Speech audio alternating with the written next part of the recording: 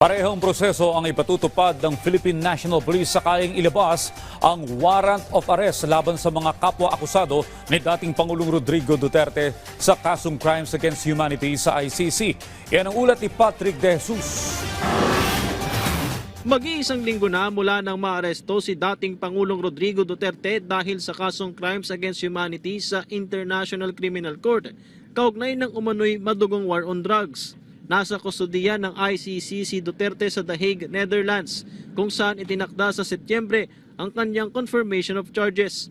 Ayon sa Philippine National Police, wala pa silang natatanggap na warrant of arrest para sa iba pang kapwa-akusado ni Duterte. Pero sakaling mangyari ito, kaparehong proseso ang ipatutupad sa warrant bilang bahagi ng commitment ng bansa sa Interpol. Sa ngayon po is wala pa po tayong monitor po na arrest warrant po para doon sa kanilang mga co-accused po. The same procedure po, kung hingi po sila sa atin ng tulong, ay the same accord po ang ibibigay po natin sa kanila.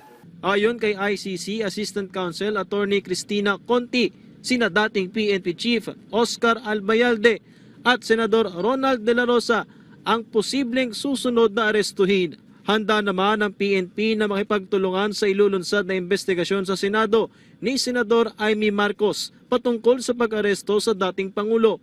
Bukod sa PNP, kabilang din sa iimbitahan sa pagdinig ang Office for Transport Security, DOJ, DFA, National Security Council at CAAP.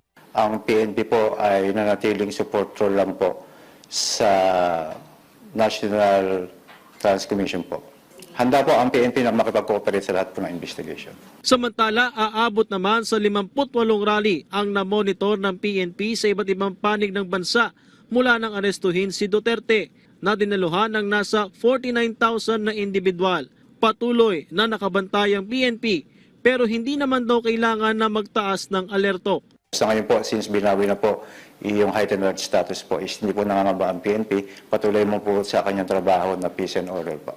Patrick De Jesus para sa Pambansang TV sa Bagong Pilipinas.